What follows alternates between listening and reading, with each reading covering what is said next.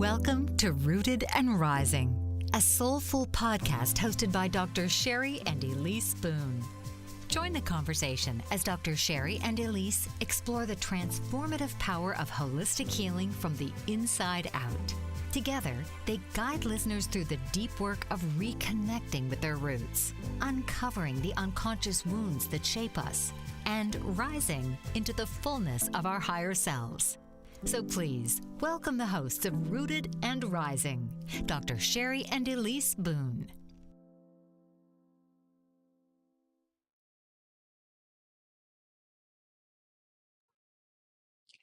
Hi, welcome. You can hear the grandfather clock. Welcome us aboard.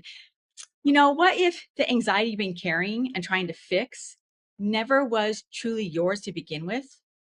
Or what about that over responsibility or hyper independence or the fear of being too much?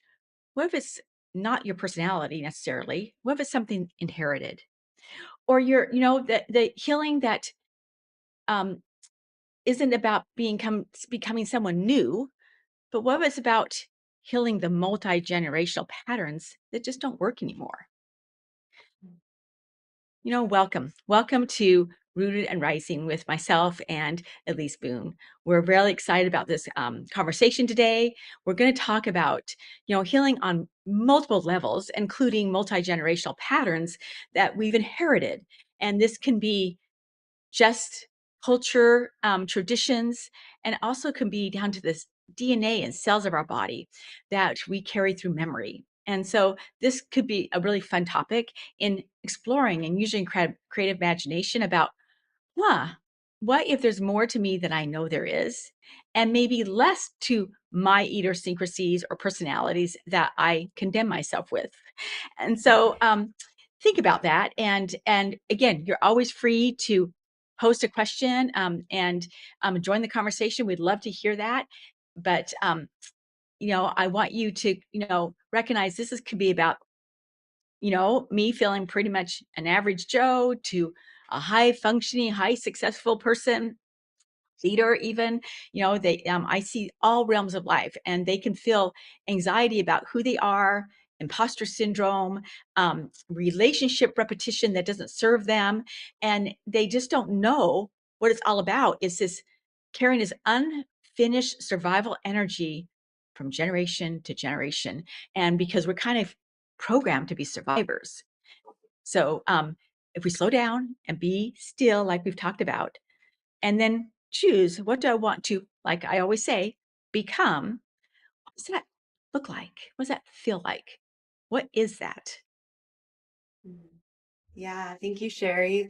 Excited to talk about this today because I think it's been a little bit of like a catchy phrase to talk about like intergenerational healing or processing wounds from your ancestry. And it's not just woo-woo, this is something that has been coming up in science as well. We'll talk a little bit about epigenetics.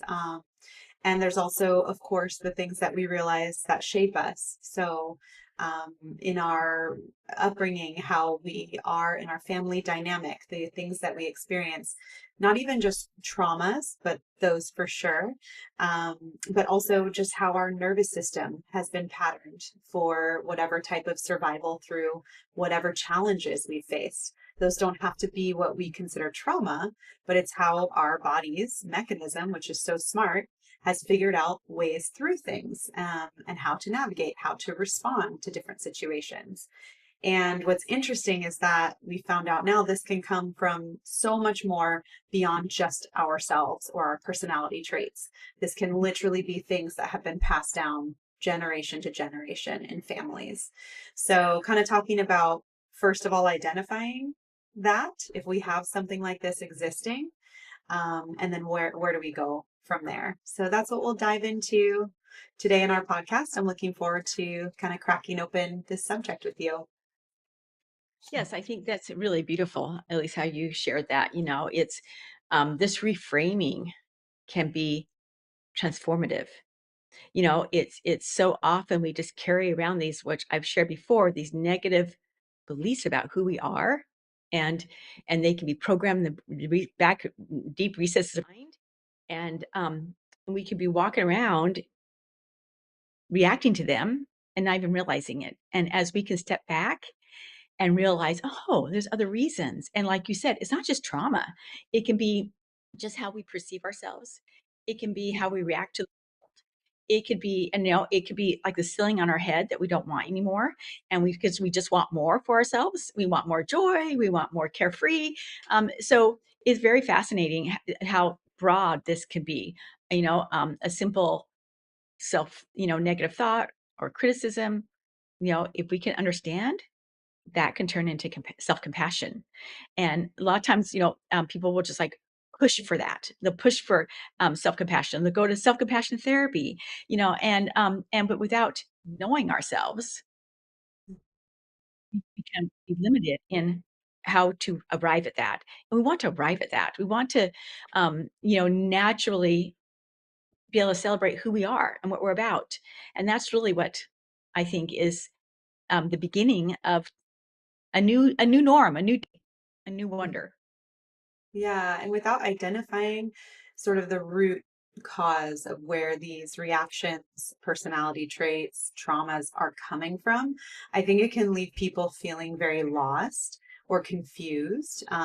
So they try and, get to, well, why am I doing this? Or there's often a lot of shame in it. Like, I can't change this pattern.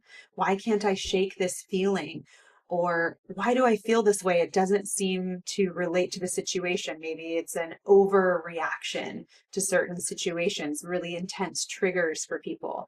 And I think once they identify that this is an actual trauma passed down in their ancestry or their lineage, it can really dissolve a lot of the shame that people carry and just make them understand where this might be coming from.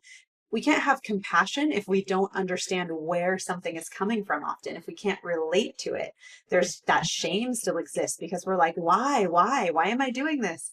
So when we slow down and we get a moment to really put the puzzle pieces together of where the root of this might be stemming from, I think that's when we can really have that self-compassion. We can let that shame go, and then we can move forward. If we don't do that, we're missing a step. So it's not really complete, you know? Right. And then we have the confidence of being the leader of our own lives, and maybe feel a sense of purposefulness. So the moment we realize, okay, I can be the cycle breaker, I can do, and then we can stop shrinking. Because a lot of times, like you said, but people sometimes just shrink with lack of confidence, lack of understanding, and they say, this is just who I am. This is how I'm built. This is just, and as because they not because they want necessarily to have an excuse for a behavior that they're not very proud of. It's there's a sense of lostness of understanding why it's even what it is. And so um, taking that proactive action and say, I'm curious about what cycle I want to break or how I want to recreate. What cycle do I want to keep doing? Mhm. So that I'm really in my skin and I'm really celebrating the space I take on this earth and the role that I play. And that's when we really begin rising. Mhm. Yeah, so Yeah. true. And to sort of like maybe ease the minds of some of those that might be a little bit more scientific or technical, I think that, or even maybe some people feel, oh, well, you can't blame your relatives or past people's experiences on your current experiences. You can't blame your reaction to something on something your grandfather did, right? And Right. to an extent, yes, we're not trying to just shift blame or say that people have an excuse for bad behavior in some way or for not getting out of patterns. But what it is more identifying that these things existed and maybe deeper patterns, like harder to come out of. More effort has to be put forth in moving them, and like I said before, that awareness of where it's coming from allows people to sort of let go of the shame and frustration and confusion around why they're having these responses to things. And that will allow them to move forward in a more self loving way so they can actually make lasting change. Um, and so, kind of going into what I wanted to share was I was looking into, okay, how do we really succinctly describe what epigenetics are? So I have kind of the definition here because it's another kind of buzzword out there that people talk about. And what it literally means is above the genes. So here we have our DNA, and our DNA acts as almost like a hardware on the computer. And epigenetics is the software. So it's like this underlying note, this coding that tells our body what genes of the DNA that we should turn on or off. And that applies a lot in survival modes of us, but especially when we're under, stress, trauma, our safety, we're in danger, our environment that's around us and navigating that.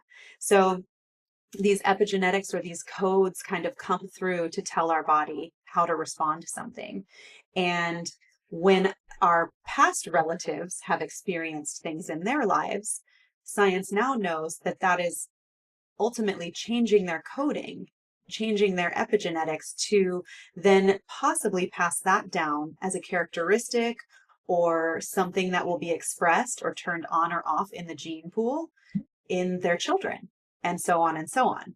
So it's fascinating to think that literally what we are doing now, how we're navigating through life, dealing with emotion, how we're healing or not healing, repressing emotions, expressing emotions, is currently and can be currently changing our structure of our DNA, our genes that we could pass down to our children. So I think it's an important point to realize that this is science-based. It's not just something we're making up.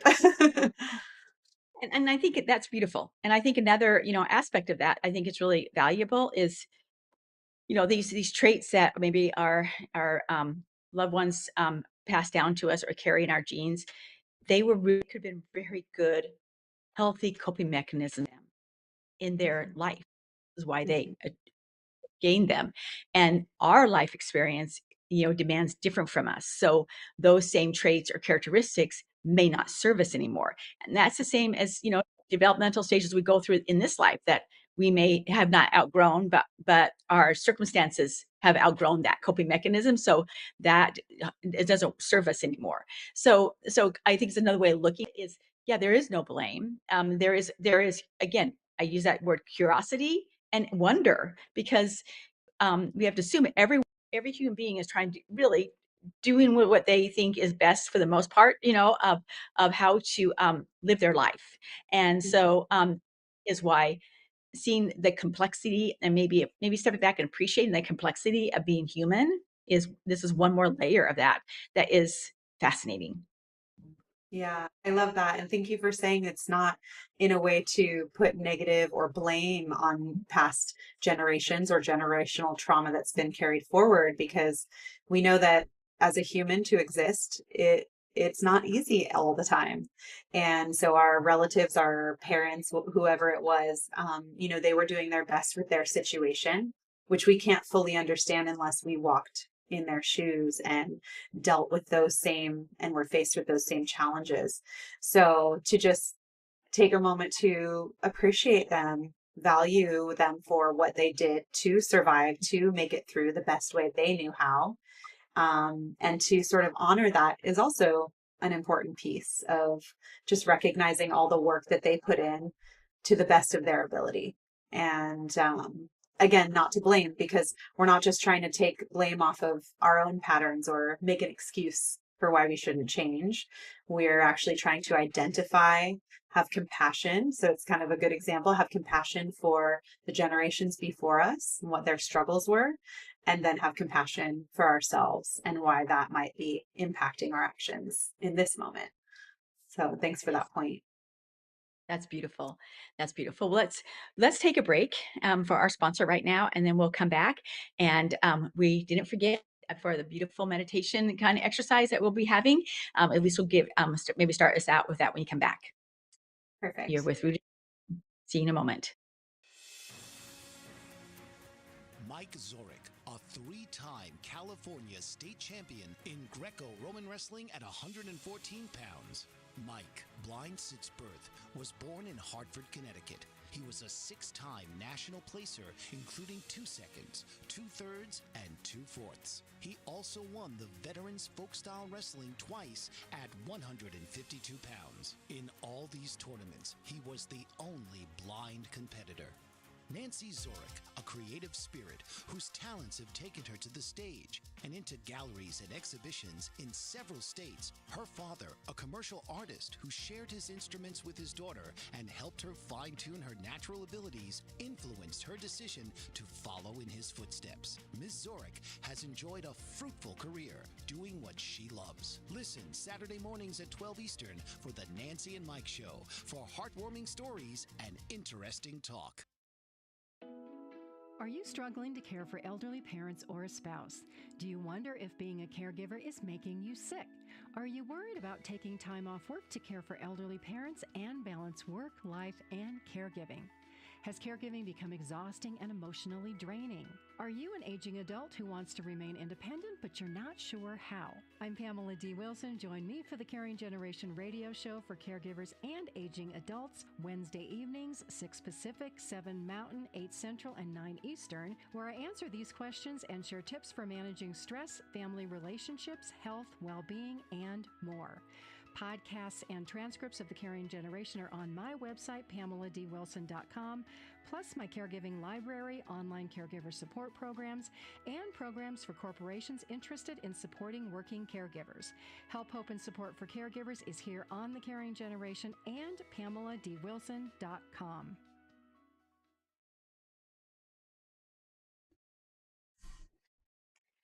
Hello, welcome back to Rooted and Rising with me, Dr. Cheri, and my co-host Ellice Boone. Today, we're talking about, multi-generational, ancestral, memories and patterns that get inherited deep within the recesses of our bodies, and how our bodies carry memory, and again beyond this lifetime, and then speaks to us, and how do we listen to that? How do we apply that? How does that show up in our lives? And sometimes it shows up marvelously and beautifully. I hear stories all the time. I got this from my grandmother. This is my pioneer heritage. This is my, this is my rooted in my culture, and with great reverence and love, and keeping the purpose forward. And then there's, unfortunately, sometimes some just clunkiness that doesn't work, and that those high functioning skills from our ancestors, they carried on those traits, and they're not working for us, and we're not understanding why we can't break them. And then there's, because we don't understand that the body carries a memory. And then there's those unfortunate times where extreme trauma, that it could be survival of a natural disaster or a war that's kind of in the body, and then that hyper vigilance gets passed down, and we're in a calm, lovely environment, and don't need the hyper vigilance. It doesn't serve us, and we don't know why we can't break it. So those are kind of examples of this avenue that we're going down, and epigenetics, that we're talking about. And so I like you just keep that in mind, and keep an open mind, and allow your what comes to you, feel it in your body first, and feel it in the stillness, as we get a treat now with Ellice in this mindfulness meditation exercise. Thank you, Cheri. Yes. So, if you haven't listened to our podcast before, we always include a meditation just to give our listeners a couple of moments to have stillness, take some breaths, get in touch with your body, and just calm the mind. And there's no perfect or right way to do this, but best to set yourself up in a quiet and private space without any interruptions for the next 5 or so minutes. And if you can, and you need to pause this recording, if you're watching the recording, just take a moment to get yourself settled before we start. So once you're settled, either in a chair, or I do recommend lying down so you can fully relax and feel your body supported by the ground. Go ahead and take a deep breath, and I encourage you to do that through your nose and then out through the mouth.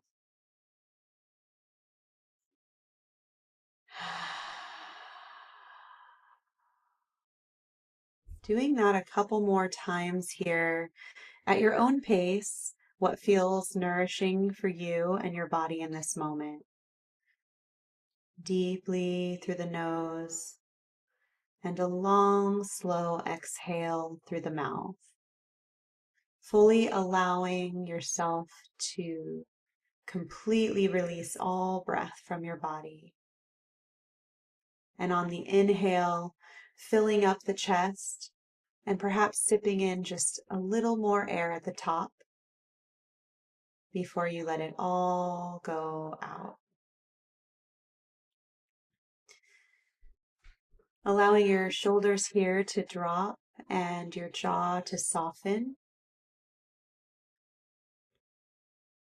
And if it feels good for you to give yourself a little reassurance that you are safe right now, letting your body know you are in a safe place, you will be undisturbed, and all you need to focus on is your breathing. Allowing your thoughts to fade into the background. And if it's helpful here, saying in your mind as you breathe, I am aware of my in-breath. I am aware of my out-breath. Continue that for a few moments. Now imagine your spine, whether you're sitting in a chair or lying down. Imagine and feel the steadiness and sturdiness of what is holding you. Imagine your spine is like the trunk of a tree. It grows down strong with roots deeply into the earth, supporting you, grounding you. You are here in this moment.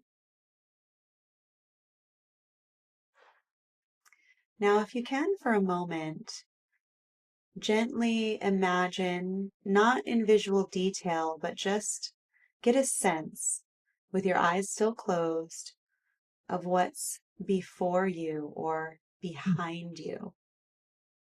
Imagining the people that came before you.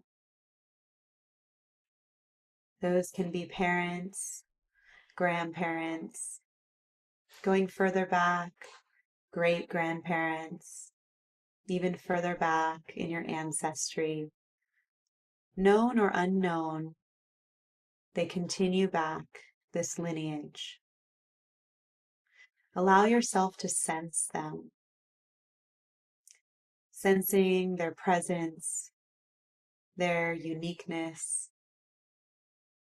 And again, you don't have to see any individuals clearly, just getting a feel for who they were.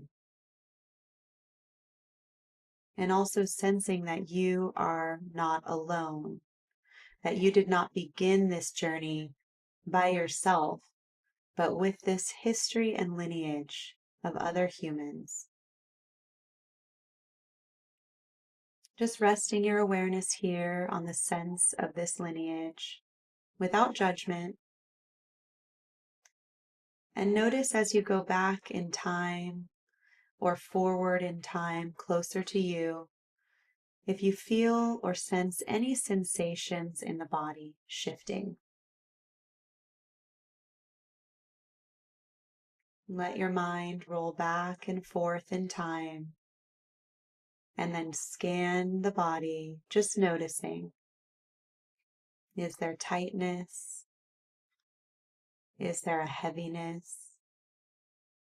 If so, allow the earth to hold it. Allow the chair that you're sitting on to hold it.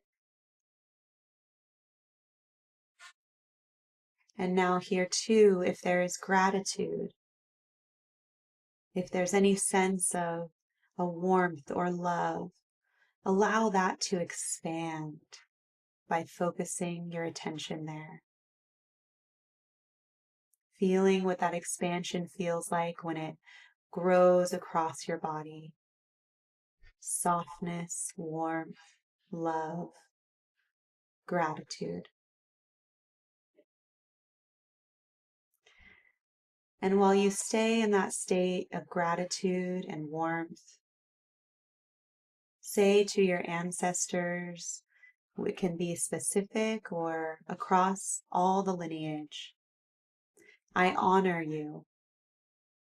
I honor everything that you survived.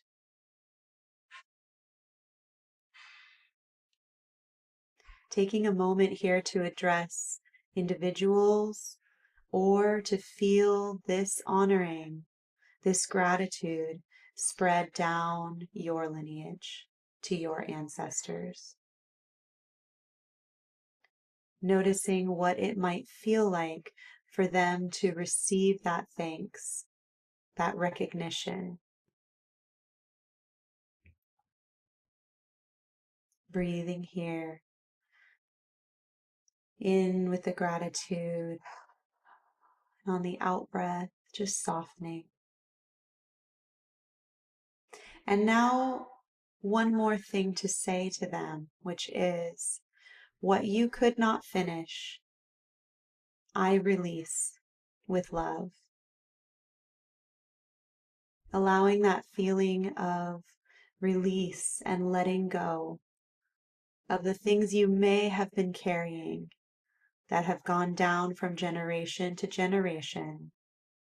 Allowing those parts, those pieces, those threads that tie you to be released.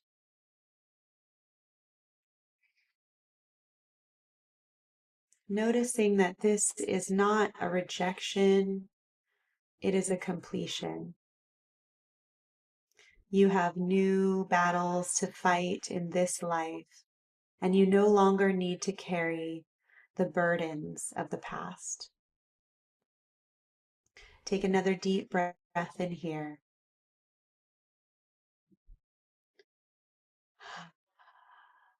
And now briefly imagine something in front of you. This can be future generations, whether that's through children or students, clients, your community, people that you directly impact in your life. I want you to sense them in the same way. Feel them, even if they haven't come into the world just yet. And here is an opportunity to make those future generations that have been impacted by you, to make them a promise that you choose in this moment to be the best, most healed version of yourself. That you choose to notice your body, to notice your burdens, and to let them go with love. Notice how this might feel in your body. There may be stillness. There may be emotion. You may feel a sense of strength or empowerment. You may feel closed off. Whatever it is that you feel in this moment, it's all good. Just allow it to be and breathe here. Taking your last deep breath in through the nose and out through the mouth. Knowing that you can come back to this place and revisit this meditation, revisit your line of ancestors or the future generations, and say anything else that needs to be said in any moment. And now coming back into the space, maybe with a soft gaze, and just slowly taking your time.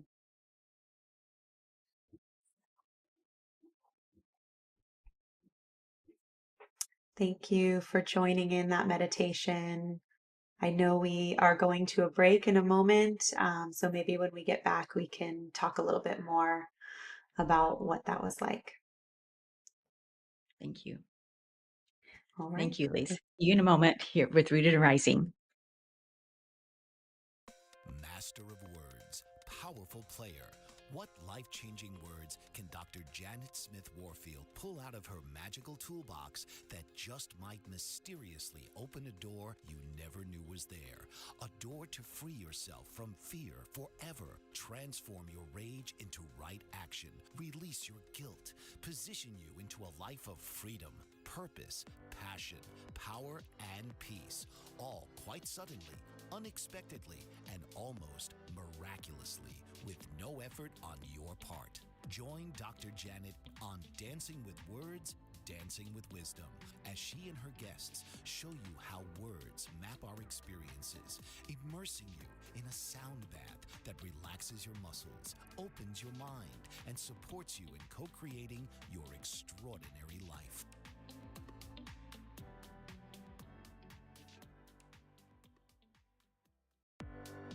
Author, radio show host, and coach John M. Hawkins reveals strategies to help gain perspective, build confidence, find clarity, achieve goals. John M. Hawkins' new book, Coached to Greatness: Unlock Your Full Potential with Limitless Growth, published by iUniverse.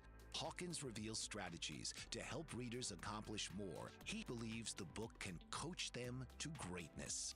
Hawkins says that the best athletes get to the top of their sport with the help of coaches, mentors, and others. He shares guidance that helps readers reflect on what motivates them, rediscover and assess their core values, philosophies, and competencies, find settings that allow them to be the most productive, and track their progress towards accomplishing goals.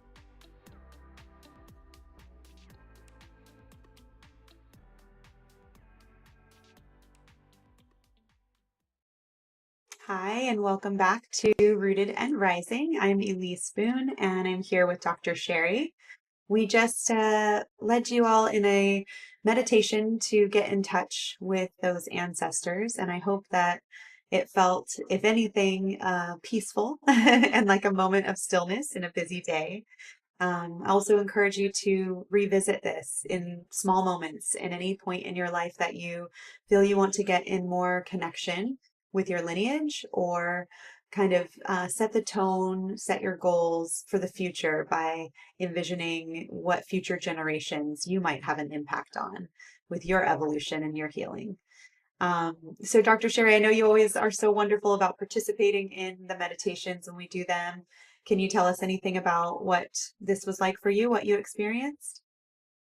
Well, thanks for asking. And it, everything you just said, I felt this. I mostly felt this warmth and love and appreciation for my lineage and my posterity, and that sense of remembering. Oh my gosh, I'm not alone. And it was a very familiar I'm not alone feeling that a lot of times I can feel very alone, but this was like a memory. And and I can actually feel it like across the top of my back, like someone was about to give me a hug. It was really from the back, just like to hold me like a bear hug.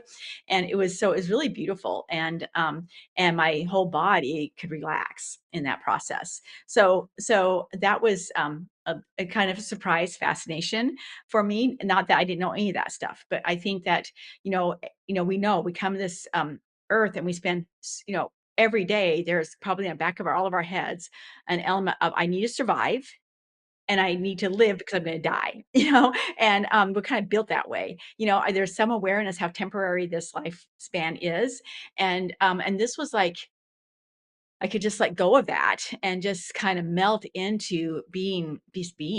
And I talk about that a lot, but I experienced it with that meditation. So it was really beautiful. And I Mm. appreciate that, and then, I do recognize, that just as awareness, even as I was sitting there, this awareness is important, but awareness alone doesn't dissolve those multi-generational patterns that we want to break. It dissolves through living life maturing through it. And so as though we talk about this, I want everyone to be patient and have mercy with themselves, because awareness is the first step. And then the fun of life is maturing through that awareness. And that is what, as your meditation talked about, rooting, because I could feel my, the roots going through the core to the core of the earth, and rebounding, and that's part of the spine becoming the trunk being very strong, and then the branches spanning out, right, and in a beautiful way, and so this awareness is such a first step, and so I want that understood, and then the last is it really brought up a personal story I've been doing this topic really fascinates me, and I work, probably everything topic fascinates me from birth to, to death. But with this one, pondering on that, the theme, it caused me to kind of reflect. I've mostly reflected on the feminine energies that in this meditation, and the common theme that I pulled out of it was the strong one. I had very strong great grandmothers, great great great grandmothers, grandmothers, mothers, very strong women, and not always, strong in very beautiful ways, and then strong in a little bit of self-destructive ways. And that, if I say a pattern passed that down, that was passed down. I can see where I have carried the strong one. And both my grandmothers, they lost both their mothers at young ages, 11 and 16, I think, were both 11, and lived in a small town, so they were like best friends. And so they both adulted really early. And they did it very well. And they both kind of were married, had kids, but entrepreneurs as well. And they just were really strong women. And then my own mother, she wanted the career, but I kind of changed the trajectory of that with my birth. And my sister's birth, who was handicapped, and so she became the strong one to raising my sister to the end of her life, and she had to take care of her. And so that was like she's being strong was like just what you did. And for myself, then in that meditation, I went to my 8-year-old, being 8 years old. That was when I had my first job. Who does that? But I Oh, had a little paper route, and it was fun for me. It was once a week. I get my little bicycle and I would go drop off papers. And even in the snow, I thought, how do I do that? And then, babysitting at 10, house cleaning at 11, I just love the entrepreneur part of it. And that was really ingrained, but I wanted to be a wife and a mother as well. And so some of that strong could be really beautiful. And then some of it is over responsible, over, hypervigilance. Some of it is not knowing, when to quit, and so it's find that balance. And so that one theme, and I'm still in the process of, what does that mean? What does that look like? What is that? And so I bring that because it doesn't have to be something tragic that's happened. It doesn't have to be, it can be neutral. It's like the strong one is kind of neutral. But it does help me become more self-aware and curious about myself, and really appreciation my, for my posterity. And then I look at my ancestry, then my posterity. My daughter is much stronger than I am. She's a strong one. And then I can mhm, see already my grandchildren, and so, it is fascinating. So thank mhm. you. Yeah, That was a long yeah. story, more than I thought. No, a lot of good important pieces in there. And I had a few points that I'm trying to wrap my head around which to touch on. But first off, starting with the fact that it doesn't have to always be something traumatic, something really major, but these things that change patterning, and then that changes in our, parents, and then that is passed down to us, and so on and so on. I think anyone in the world could identify some patterning that exists within their family that has been inherited, that they have followed through. It could literally be as simple as, I make jokes when I feel nervous. you know, I laugh when I feel uncomfortable. Whatever it is, it's small, but so what is at the root of that response? Is that a response from being totally present in who we are, or is it just a response that's happening, a reaction? So reaction versus response. The response has more awareness around it of what our actions are. A reaction is just happening without thought. So simple as that. And to your example, it was more of like this personality trait, this drive to be the strong one. And perhaps that pushes past what your actual like nature is, or what your comfort or desire is to be in the world. The way that you're showing up in the world was sort of altered in some sense, perhaps. And so when you see that and you see the pattern, you have the opportunity to say, well, do I want to be the strong one? Do I want to continue being the strong one? At this point in my life, how do I want to show up? to my life? Am I ready to set some things down and not carry so much? So it is really important to continue coming back to this.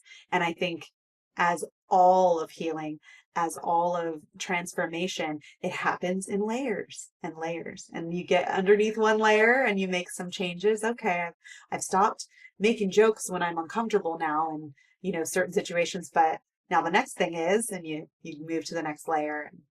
So yeah, thanks for sharing the personal stories. I think that is always really helpful for people to hear, as we personally continue to go through our own evolution, what has been interesting for us to find out about ourselves. Mhm. Yeah. I'm thinking too about my own personal stories. There's so many to share. Yeah, um, isn't there? Yeah, there's so many. It's been very layered. One thing I did want to bring up before I forget though is in the meditation, so you had a really beautiful response to it with a lot of gratitude and love. And that's very much a mirror of who you are genuinely, as I know as a person, you're filled with a lot of love and joy, and you've done so much beautiful healing work, and you're still a constant student to all of that. And yet someone else in the meditation could have experienced something really heavy. It could have been hard to feel or sense. It could have felt unsafe to sense their ancestors in their presence. There are a lot of, carried down patterns that are really burdensome to even look at and may feel um, dark or just hard to face or confront.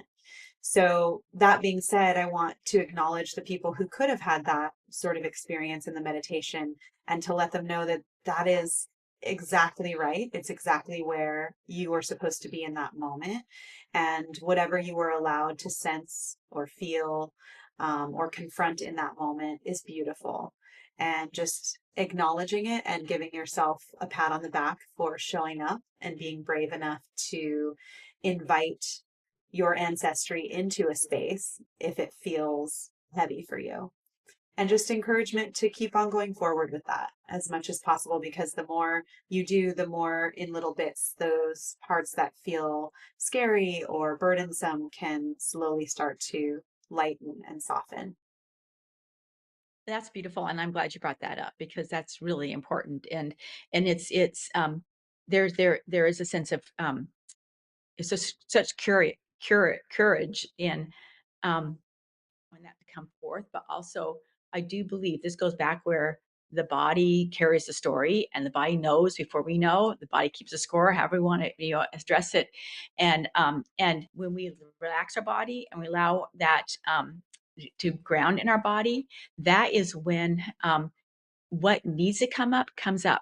It's like I've learned through all work with people that there is not an accident. If those dark things come up, it's courageous, and you can slow it down, and you can take as much as you can at one time. It's not this is not a race, and it's something you called forward because you're ready to look at it, whether it's just a little teeny bit of it or all of it. It doesn't really matter. You'll know, and your body knows. So it can release the dis-ease that's carried in the body that you may not even feel yet. But this is where I feel like being embodied in this human experience, our bodies are really meant to take care of us. They are, when we say the body has memory, it's so wise and knowledgeable. And this is where the wisdom that each of us have is so important. And but a lot of times these patterns, like me being strong, can we can override our body, and I do have some, a couple experiences where my body just collapsed because I was being too strong. And i and and they were major collapses that almost, it took me near to death. And it was like that my stubbornness in not heeding, to it, played into that. And that was, I can be strong, I can be strong, I can be strong, and so the we think we're healthy, a pain doesn't mean anything. And so we want to listen, and we want to slow down, and there's no rule here, but pat yourself on the back, like Elise said, and go with it. Yeah. Okay, we have to jump to a break, but we'll be back to talk more about that. Are you struggling to care for elderly parents or a spouse? Do you wonder if being a caregiver is making you sick? Are you worried about taking time off work to care for elderly parents and balance work, life, and caregiving? Has caregiving become exhausting and emotionally draining? Are you an aging adult who wants to remain independent, but you're not sure how? I'm Pamela D. Wilson. Join me for the Caring Generation radio show for caregivers and aging adults, Wednesday evenings, 6 Pacific, 7 Mountain, 8 Central, and 9 Eastern, where I answer these questions and share tips for managing stress, family relationships, health, well-being, and more. Podcasts and transcripts of the Caring Generation are on my website, PamelaDWilson.com, plus my caregiving library, online caregiver support programs, and programs for corporations interested in supporting working caregivers. Help, hope, and support for caregivers is here on the Caring Generation and PamelaDWilson.com.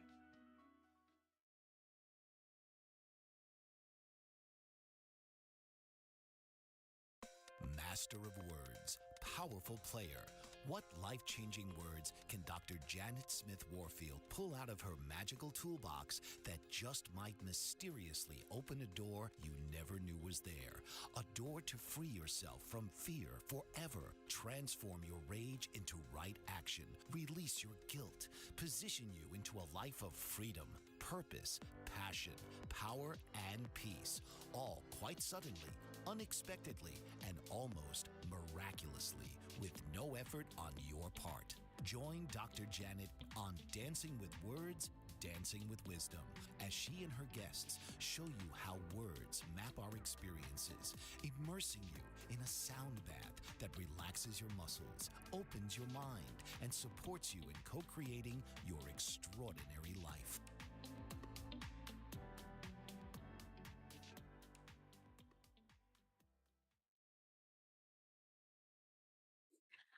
Hi, welcome to Rooted Rising, back with Ellice Boone and myself, Dr. Cheri. And we left the break just touching up and revisiting the wisdom of the body, and how when we carry multi-generational patterning, our body will talk to us and will show up in different ways to reflect this and remind us about this. And as I was ending before the segment, I went many years where I didn't listen to my body, and I would just push because that was being a strong one, and also the healthy one. And I was healthy, fortunately, until I wasn't, and so I would like, I think it'd be good for, at least if we kind of talked a little bit about, how the different ways it shows up, and, how dis-ease can show up in our body, how these messages can show up, and what we can do about them. Yeah, absolutely. There was one thing I wanted to bring up when I was looking more into epigenetics and what that means. And one of the things was a study that was more widely known, which was on the children of Holocaust survivors. So obviously the Holocaust survivors had been through a major trauma, and they found in their studies that these children had altered stress hormone patterns in compared to the control groups. And so it just proved that their bodies were literally more sensitive to stress, even though they personally had not experienced the stress at any levels to which their parents did. So their nervous system had inherited this stress response that was shaped by their parents' trauma. So even that, something that feels so unconscious, like a high stress person, where is that stress coming from? Could that be patterning from your lineage, from the family line, from things that your parents experienced? To me, that's a fascinating thing to say. There could be more to this than just me, and now how that can be expressed in the body, I mean, you name it, right? I love how we both always say dis-ease, because it's things that are not functioning properly turn into disease within the body. It turns into autoimmune disorders. It can turn into cancer. I mean, our body reacts and responds to all of these stress hormones in different ways. It also responds to our nervous system, constant cortisol levels being heightened in a lot of different ways. But they're all negative, I'll say that. So they can express in all kinds of negative somatic symptoms. And so it is important to kind of notice what we're experiencing, notice our responses to things, and then maybe sit with it for a moment and just ask ourselves, is this mine?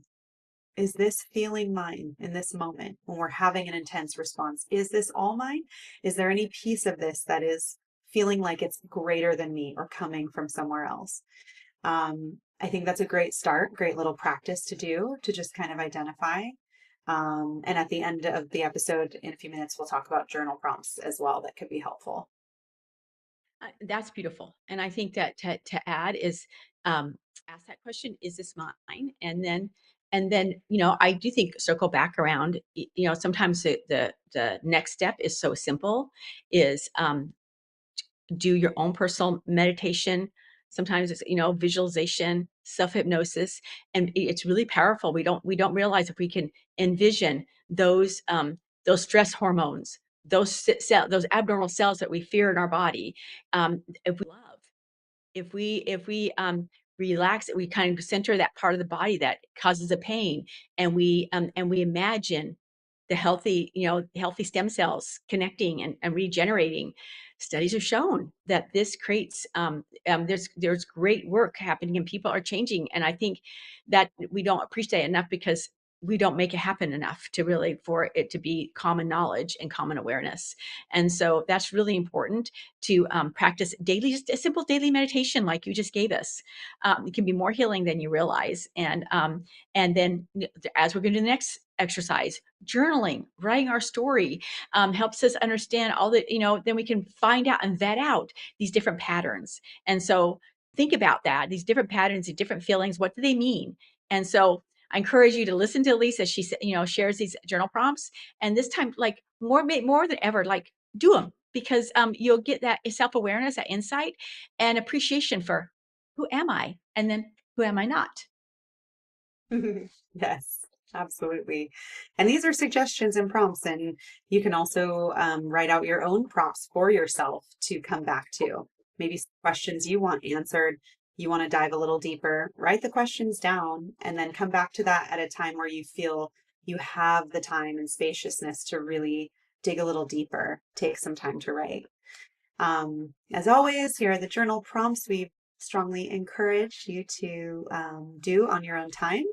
The first one is, what emotional patterns show up repeatedly in my family? Kind of doing a little accounting here of the family. The second one is, what was not allowed to be expressed in my home growing up? I think we can all find something in that category. And then the third one is, what survival strategy helped my family or family members, if you want to be more specific, can list out the family members. What helped them to survive? Is there any way that this now limits me? So enjoy those journal prompts. Thank you for listening to the show. Please like and follow. If you enjoyed it, please share with friends. We are here to serve. And until next time, stay rooted and keep rising. This has been Rooted and Rising with hosts Dr. Cheri and Ellice Boone. Through honest conversation, clinical insight, and creative reflection, Dr. Cheri and Ellice will empower you to reclaim your voice, your vitality, and your vision. This podcast is not about quick fixes. It's a return to deep knowing, gentle unraveling, and lifelong integration. Tune in each week, Wednesdays, 12 noon Eastern.